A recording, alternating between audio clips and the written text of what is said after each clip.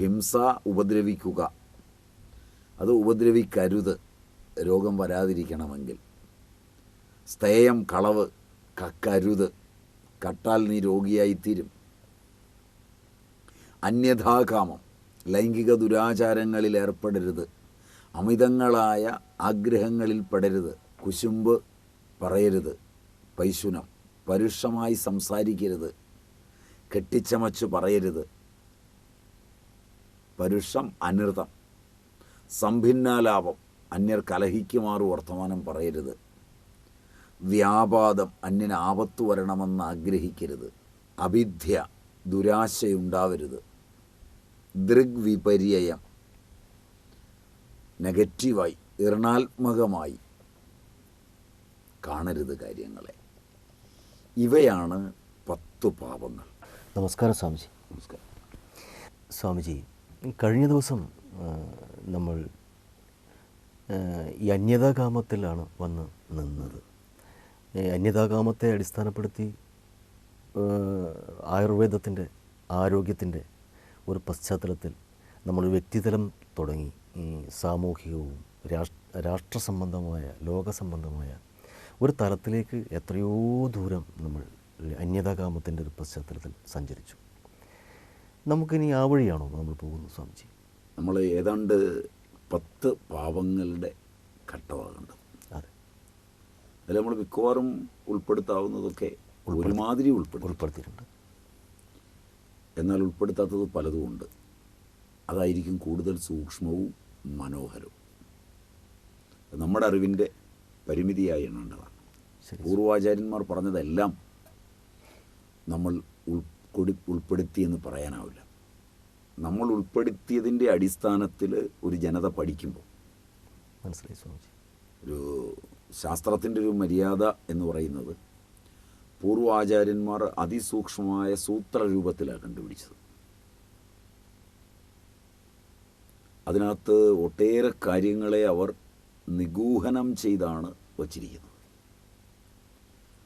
അതിൽ ചിലതാണ് നമ്മൾ അനുഭവങ്ങളുടെയും മറ്റുള്ളതിൻ്റെയും ഒക്കെ അടിസ്ഥാനത്തിൽ രൂപപ്പെടുത്തി നൂറ്റാണ്ടുകളുടെ പഠനങ്ങളുടെ തലത്തിൽ ആയുർവേദ ശാസ്ത്രം വളർന്നു വന്നിട്ടുള്ള ഒരു ദിശയിൽ നമ്മുടെ പരിമിതമായ ഒരു ആയുർദൈർഘ്യത്തിൽ അതിലെ പരിമിത ഗ്രന്ഥങ്ങൾ എന്ന് പറഞ്ഞു കഴിഞ്ഞാൽ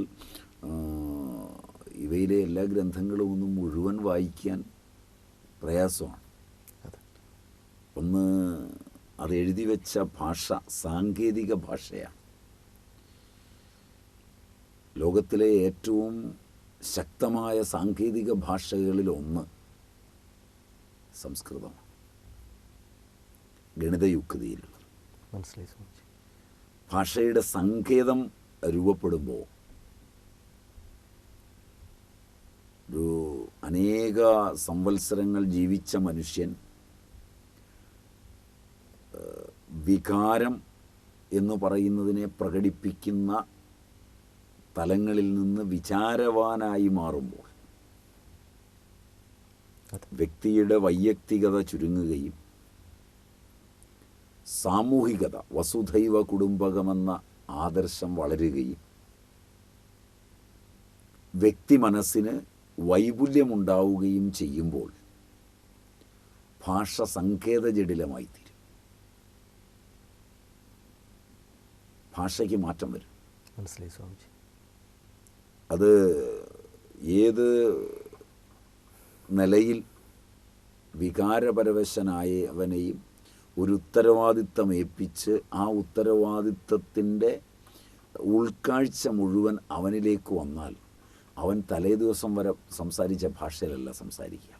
ശ്രദ്ധിച്ചിട്ടുണ്ടോ എന്നറിയാം. ശരിയാണ് സ്വാമിജി. അപ്പം ഇങ്ങനെയുള്ളൊരു സാമൂഹിക ഉത്തരവാദിത്വത്തിലേക്ക് വ്യക്തി വികസിച്ച് കഴിയുമ്പോൾ മാത്രം സംജാതമാകുന്ന ഭാഷയാണ് സംസ്കൃതം.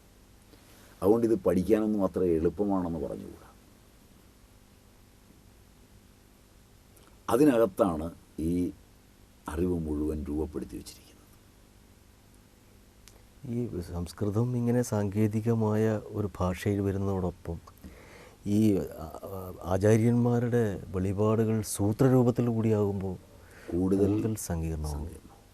മാത്രവുമല്ല, നമ്മൾ ഏറ്റവും ശ്രദ്ധിക്കേണ്ട ഒരു കാര്യം എന്ന് പറയുന്നത് നമ്മൾ ഇന്ന് ഉപയോഗിക്കുന്ന ഭാഷകൾക്ക് അതിൻ്റെ അകത്ത് ശാസ്ത്രമോ സങ്കേതങ്ങളോ എഴുതിയാൽ തന്നെ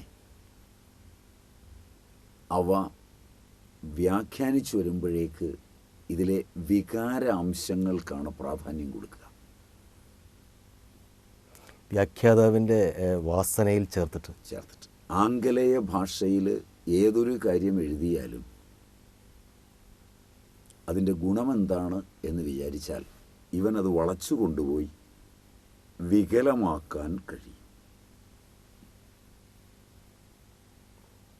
മലയാള ഭാഷയിൽ ഒരാളോട് സംസാരിച്ചാൽ ആംഗലേയ ഭാഷയിൽ വികലമാക്കുന്നതിനേക്കാൾ ചിലപ്പോൾ വികലമാക്കാൻ കഴിയും.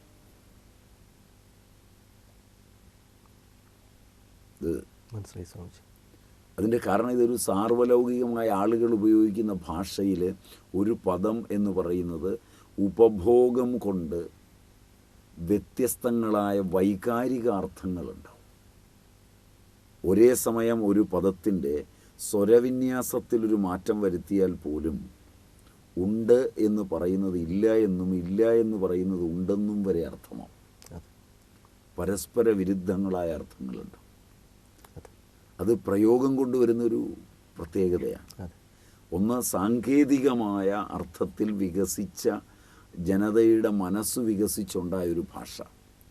ആ ഭാഷ അന്യം നിൽക്കുന്നതിന് കാരണം മനസ്സ് ചുരുങ്ങി വരുന്നത് കൊണ്ടാണ് ജനതയുടെ. അല്ലാതെ ആരെങ്കിലും ഇതിനെ തളർത്താൻ പോയാലൊന്നും തളരുന്നതല്ല ഭാഷ. മനസ്സിലായി സ്വാമിജി. ആ ഭാഷയുടെ അഗാധതകളിലേക്ക് വികസിക്കുവാൻ ഇന്ന് അത് ആവിർഭവിച്ച ഭാരതത്തിലെ മനസ്സുകൾ തന്നെ പര്യാപ്തമല്ല. ഈ വസ്തുതയാണ് നമ്മൾ ആദ്യം മനസ്സിലാക്കേണ്ടത്. ഇതിൻ്റെ വ്യാകരണമൊക്കെ നമ്മളിന്ന് ആംഗലേയ രീതിയിലോ ലിംഗ്വിസ്റ്റിക്സിൻ്റെ വിവിധ തലങ്ങൾ വെച്ചോ ഒക്കെ പഠിക്കുന്നത് സത്യത്തിൽ അത് ഉൾക്കൊള്ളാൻ വേണ്ടിയാണെന്ന് പറഞ്ഞുകൂടാ.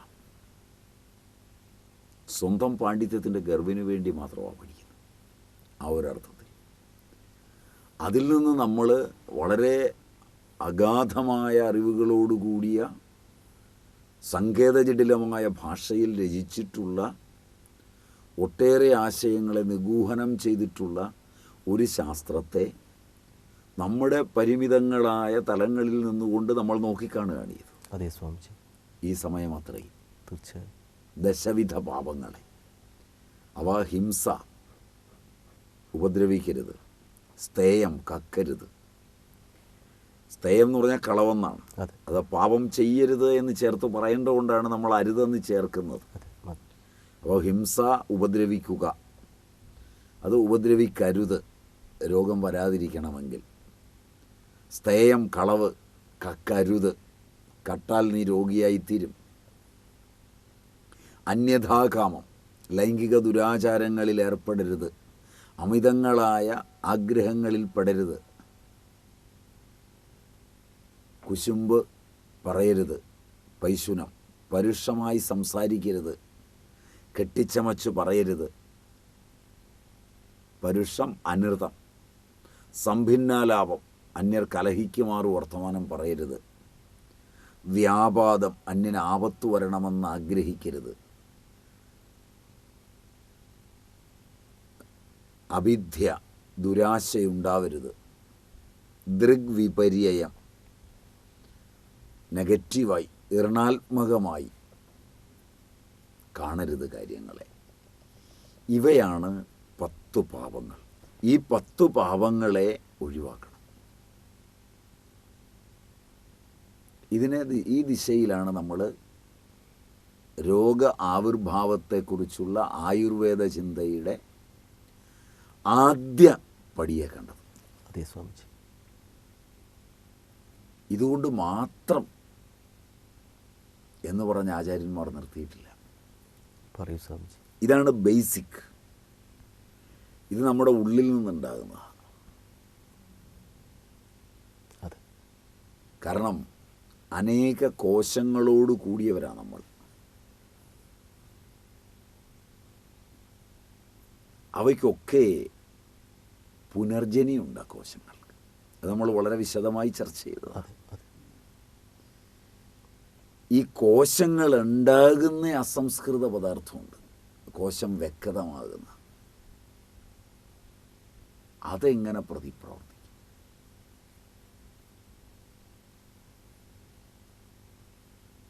അതാണ് രണ്ടാമത്തെ പ്രശ്നം. പറയൂ സ്വാമിജി. നമ്മൾ കോശം ഉണ്ടായിക്കഴിഞ്ഞ് അതിൽ ബോധ തന്മാത്രകളുണ്ടായിക്കഴിഞ്ഞ് ശബ്ദസ്പർശ രൂപരസഗന്ധാദികൾക്ക് വഴിയുണ്ടായിക്കഴിഞ്ഞ് നമ്മുടെ ബോധത്തിൽ സംഭവിക്കുന്ന പരിണാമഭേദമാണ് ഈ 10 പാപങ്ങൾ. ഈ 10 പാപങ്ങളെ ഉൾപ്പെടെ നമ്മളിൽ പ്രതിപ്രവർത്തിപ്പിക്കുവാൻ പോന്ന നമ്മുടെ കോശ നിർമ്മാണ പ്രവർത്തനത്തിൻ്റെ അസംസ്കൃത പദാർത്ഥമാണ് ആയുർവേദം കാണുന്ന രോഗനിർണയത്തിലെ മറ്റൊരു ഘട്ടം. ഏതെങ്കിലും തരത്തിൽ ആധുനിക വൈദ്യശാസ്ത്രത്തിന് ഈ നിലയിലൊരു പഠനമുണ്ടോ എന്ന് അന്വേഷിക്കുന്നത് ഉചിതമാണ്.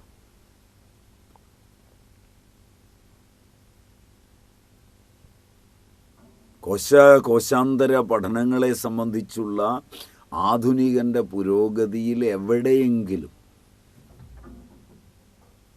സുവ്യക്തവും സുദൃഢവും സമഗ്രവും സത്യസന്ധവുമായ ഒരു അന്വേഷണം ഈ ദിശയിൽ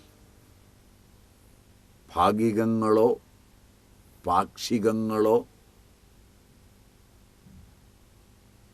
യാദൃച്ഛികതയിൽ ഒരു ഗവേഷണത്തിനിടയിൽ കണ്ടുമുട്ടിയതോ ആയ സന്ദർഭങ്ങൾ ഇതിൻ്റെ മൗലിക കാരണങ്ങളെ തേടി ആധുനികതയിൽ അവിടെയോ ഇവിടെയോ അല്പമാത്രമായി പുരോഗതിയുടെ കാലഘട്ടത്തിൽ കണ്ടെത്തിയേക്കാൻ കഴിഞ്ഞേക്കാം. കണ്ടെത്തുമെന്ന് പോലുമല്ല ഞാൻ പറഞ്ഞത്. മനസ്സിലായി സ്വാമിജി.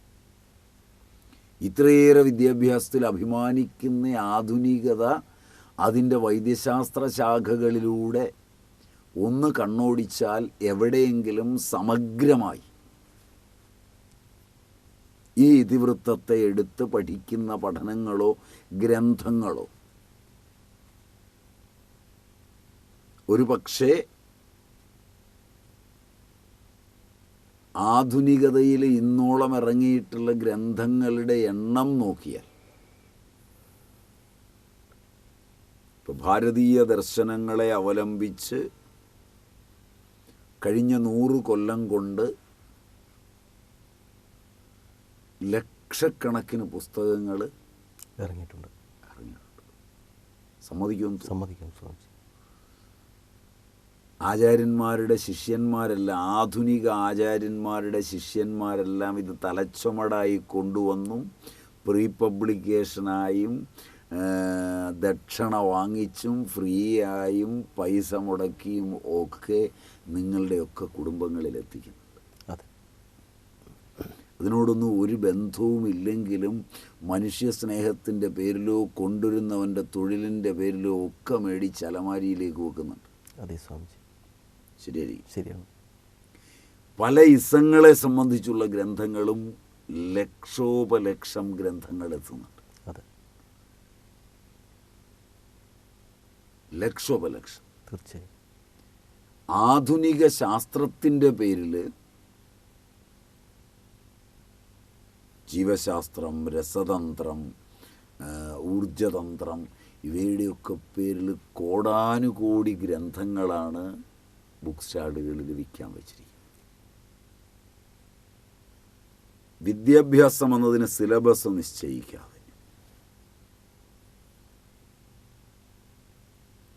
ഭക്തന്മാരോ ശിഷ്യഗണങ്ങളോ സംഘടനയിലെ അംഗങ്ങളോ കൂലി കൊടുത്ത ആളുകൾ തൊഴിലെന്ന നിലയിലോ പോകാതെ ഒരു സ്ഥലത്ത് ഈ ഗ്രന്ഥങ്ങളെല്ലാം, ആധുനികതയുടെ ഈ ഗ്രന്ഥങ്ങളെല്ലാം നിരത്തി വെച്ചിട്ട് ആരെല്ലാം വന്ന് വാങ്ങിക്കുമെന്ന് നോക്കിയാൽ ഇതിൽ മിക്കവാറും ഒന്നും ചിലവാവില്ല എന്നുള്ളതാണ് സത്യം. ഇതൊരു അതിശയോക്തിയായി തോന്നുമോയെന്നറിയില്ല. പുസ്തകം വാങ്ങുന്നുണ്ടെങ്കിൽ തന്നെ ഈ വായിക്കപ്പെടാതെ ഒരു പ്രദർശന വസ്തു എന്നുള്ളത് അലമാറിയിൽ സൂക്ഷിക്കുന്ന ഒരു വിഭാഗമുണ്ട്. പോലും ആളുകൾ ഒരു നിർബന്ധം ഇതിൻ്റെ പിന്നിലില്ലെങ്കിൽ. അത് ശരിയാണ് സ്വാമിജി, തീർച്ചയായും. ഇത് സിലബസിൽ പെട്ടതാണ്, പഠിക്കാൻ വാങ്ങും. അതെ അതെ അതെ. കാശ് കൊടുത്ത് വാങ്ങുകയല്ലാതെ പഠിക്കുന്നുണ്ടെന്ന് തോന്നുന്നില്ല. അതെ, അല്ലെങ്കിൽ സൗജന്യമാണ്, ഇത്ര ശതമാനം ഇളവുണ്ട് എന്നൊക്കെ പറഞ്ഞാൽ ഇത് ശരിയാണ് സ്വാമിജി. അതെ, ഇത് ആ ഒരു കമ്പോളം നേരെ. ഇനി ഇത് എടുത്തു വച്ചിട്ട് പലപ്പോഴും ആധുനിക ആചാര്യന്മാരുടെ ഗ്രന്ഥങ്ങൾ പോലും 2-3 ആചാര്യന്മാരുടെ ഗ്രന്ഥങ്ങൾ എടുത്തു വച്ചിട്ട് പരിശോധിച്ചാൽ മിക്കവാറും ഈ ഗ്രന്ഥങ്ങൾക്ക് പേപ്പർ ചിലവാക്കിയതും പ്രിൻറ്റിംഗ് ഇങ്ക് ചിലവാക്കിയതും വെറുതെയാണെന്ന് തോന്നുന്നത്. ഒരാൾ പറഞ്ഞത് തന്നെയാണ് മറ്റേയാൾ എഴുതി വച്ചിരിക്കുന്നത്. ഭാഷ, ഒരേ ഭാഷ, മലയാളം അല്ലെങ്കിൽ ഹിന്ദി അല്ലെങ്കിൽ സംസ്കൃതം, ഏതുമായിക്കോട്ടെ, ആ ഭാഷയിൽ പ്രാചീനരങ്ങനെയല്ല എഴുതിയിരിക്കുന്നത്. അതിൻ്റെ ശൈലിക്കെങ്കിലും, അതിൻ്റെ ഉള്ളിലെ ആശയം ഒന്നാകുമ്പോൾ പോലും അതൊരു കാലഘട്ടത്തെയോ അല്ലെങ്കിൽ ഒരു ദേശത്തെയോ പ്രതിനിധീകരിച്ചൊരു മാറ്റമുണ്ട്. മനസ്സിലായി സ്വാമിജി. ഇതതുപോലുമില്ല. ശാസ്ത്രഗ്രന്ഥങ്ങൾ എടുത്തു നോക്കിയാലും പലപ്പോഴും പലരുടെയും പേരുകളിൽ അത് പബ്ലിഷ് ചെയ്തിരിക്കുന്നു എന്ന് മാത്രമേ ഉള്ളൂ. എന്തിന് കുട്ടികൾക്ക് പഠിക്കാനുള്ള ഗൈഡുകൾ എടുത്തു നോക്കിയാൽ പോലും ഇത് കാണാം. എന്തിനാണ് ഇതിനെ ഇത്രയേറെ പണം കൊടുത്തും മറ്റും സ്ഥാപനങ്ങൾ സഹായിച്ച് ഇത്രയേറെ ആവർത്തന വിരസത ഉണ്ടാക്കുന്നത്? ഒരു ചിന്തനീയമായൊരു വിഷയമാണ് സ്വാമിജി. അല്ലൊന്ന് തീർച്ചയായും നമ്മുടെ വിഷയത്തിൻ്റെ ഇടയ്ക്ക് വന്ന ഒരു കാര്യം സൂചിപ്പിക്കാനാണ്. മറിച്ചൊരു കാര്യത്തെക്കുറിച്ച് സമഗ്രമായി ചിന്തിക്കുന്ന ഒരു ജനതയുണ്ടെങ്കിൽ ഇത് നടപ്പാവില്ല.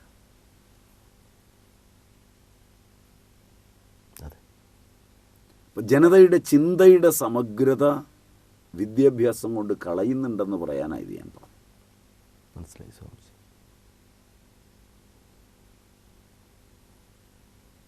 ഇത് വളരെ വിചിത്രമായത്, വളരെ പേരുകേട്ട ആളുകളുടെ പേരിലിറങ്ങിയിരിക്കുന്ന പുസ്തകങ്ങൾ എടുത്താൽ നമ്മൾ വിചിത്രം.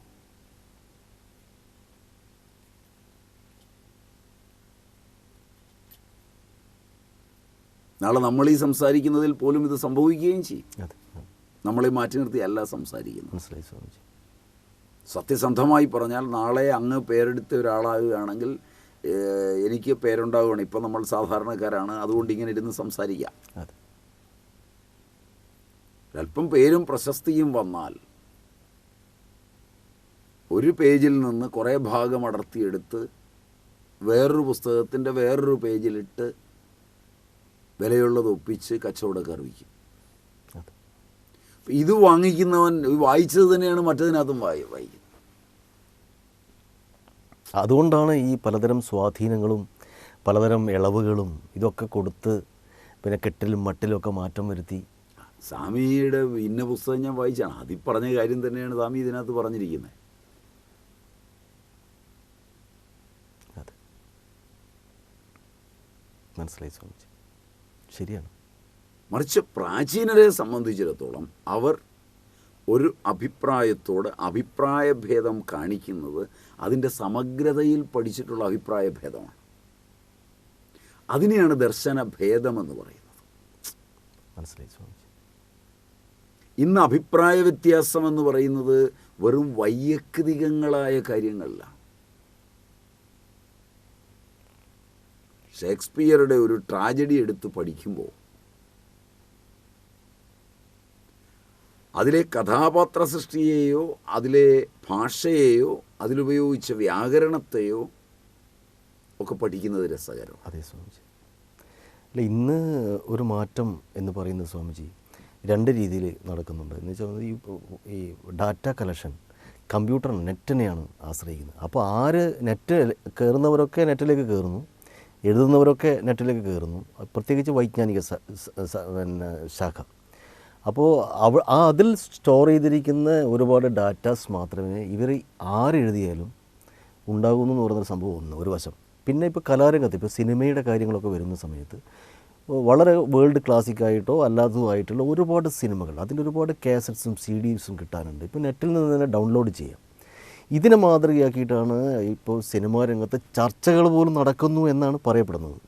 അപ്പോൾ സമാനമായ രീതിയിൽ സ്വാമിജി പറയുന്ന പോലെ അദ്ദേഹം ചെയ്തതാണ്, ഇദ്ദേഹം ചെയ്തതാണ്, അല്ലെങ്കിൽ ഇന്ന് ഇത്ര പൈസ മുടക്കി എന്നൊക്കെ പറഞ്ഞിട്ട് ചെയ്യുന്നത് ഒന്ന് തന്നെയാകുന്നു എന്ന് പറയുന്ന ഒരു സംഭവം വളരെ വളരെ ശരിയാണ് സ്വാമിജി. അത് ഒരു ഭാഗവും മാത്രമല്ല, ഇത് പലപ്പോഴും ഈ വിഷയത്തോട് ബന്ധമില്ലാത്ത ചർച്ച വരും. അതായത് ഷേക്സ്പിയർ ട്രാജഡി എഴുതിയത് പഠിക്കാൻ പോയ പ്രൊഫസർമാരിരുന്ന് ചർച്ച ചെയ്യുന്നത് ഷേക്സ്പിയറുടെ ട്രാജഡി സ്റ്റേജിൽ അവതരിപ്പിക്കുന്ന ഒരു തിയേറ്ററുണ്ട്, എലിസബത്തൻ തിയേറ്റർ. അന്ന് വിചിത്രമായ സത്യം, എലിസബത്തൻ തിയേറ്ററിൽ ഇയാഗോ ആയും അതുപോലെ തന്നെ ഡെസ്ഡിമോണയായും ഒക്കെ സ്റ്റേജിൽ അഭിനയിക്കാൻ വരുന്ന നടിയും നടനുമൊക്കെ കാത് തുളച്ചാണോ കടുക്കനിട്ടത്, അതല്ല വെറുതെ സ്പ്രിങ് വെച്ച് ഒട്ടിച്ചു വെച്ചിരിക്കുകയായിരുന്നുവോ എന്നത് വരെ ചർച്ച ചെയ്യുന്നത് ഷേക്സ്പീരിയൻ ട്രാജഡിയുടെ ചർച്ചയായി മാറും. മനസ്സിലായി സ്വാമിജി. ഇതിനെ ആസ്പദമാക്കി അവാർഡുകൾ നിശ്ചയിക്കുകയും ഇതിനെ ആസ്പദമാക്കി ചിന്തകൾ ഒരുക്കുകയും ഇതിനെ ആസ്പദമാക്കി കാര്യങ്ങൾ പോവുകയും ചെയ്യുന്നിടത്താണ് ഷേക്സ്പിയറെയും കാളിദാസനെയും അതുപോലുള്ളവരെയും ഒക്കെ ആധുനികർ പഠിക്കാൻ പോകുമ്പോൾ അവരുടെ വിഷയത്തെ സ്പർശിച്ചിട്ട് മറ്റു കാര്യങ്ങളിലേക്ക് പോകും. അതുകൊണ്ടായിരിക്കണം അല്ലേ സ്വാമിജി ഇങ്ങനെയുള്ള ഒരു കളി കളിക്കുന്നത് കൊണ്ടായിരിക്കണം ഈ കൃതികളോ അല്ലെങ്കിൽ സൃഷ്ടികളോ കൊണ്ട് ശ്രദ്ധിക്കപ്പെടുന്നതിന് പകരം ഇപ്പോൾ PROസിനെ ഒരു ജോലിയായിട്ട് വെക്കണം, മാനേജ്മെൻറ്റ് അങ്ങനത്തെ ഒരു സിസ്റ്റം ഉണ്ടാക്കിയത് അതുകൊണ്ട് കമ്പോളം എന്ന് പറയുന്ന സാധനത്തിൽ ഇടപെടാൻ വേണ്ടിയിട്ട് എത്തിക്കുന്ന ഒരു ഉൽപ്പന്നമാണ് വൈജ്ഞാനിക കമ്പോളമാണ് ഇന്നാണ്. അതെ സ്വാമിജി, അതെ അതെ, വൈജ്ഞാനികത കമ്പോളവൽക്കരിക്കപ്പെട്ടിരിക്കുന്നത്. അപ്പോൾ ഇതിൽ നിന്ന് വ്യത്യസ്തമായ ഒരു ചിന്തയാണ് പ്രാചീനർ കൊണ്ടുപോകുന്നത്. അത് പറയാനാണ് നമ്മൾ തീർച്ചയായും സ്വാമിജി. അവർ കൊണ്ടുപോയ സമയത്ത് അവരുടെ പഠനത്തിന് സമഗ്രത വേണമെന്ന് അവർക്ക് നിർബന്ധമുണ്ടായിരുന്നു. രോഗകാരണങ്ങളെ ഓരോന്നോരോന്നായി എടുത്ത് അവർ പഠിച്ചൊരു രീതിയുണ്ട്. അതിൽ ജനിതകപരമായി അവർ മൗലികമായി സ്വീകരിച്ചത് പാപമാണ് രോഗം, പുണ്യമാണ് ആരോഗ്യം. ഇത് മനസ്സിൻ്റെ തലത്തിൽ, കാരണം സൂക്ഷ്മ ശരീരം എന്ന ഒന്നാണ് ജനന മരണങ്ങൾക്ക് കാരണമായി വരുന്നത്. ഒരു നിശ്ചിത സമയത്ത് ജനിച്ച് ഒരു നിശ്ചിത ദിവസം മരിക്കുന്നതിനിടയിലുള്ള ജീവിതമാണ് ഒരു വ്യക്തിയുടേതെന്ന് അവർ അംഗീകരിച്ചിട്ടില്ല.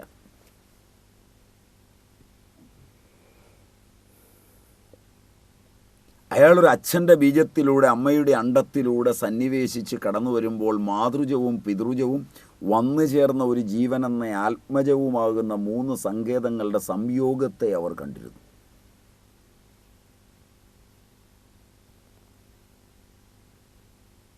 അത് പൂർവപൂർവമായ സ്മരണയുള്ളതാണെന്ന് അവർ കണ്ടിരുന്നു.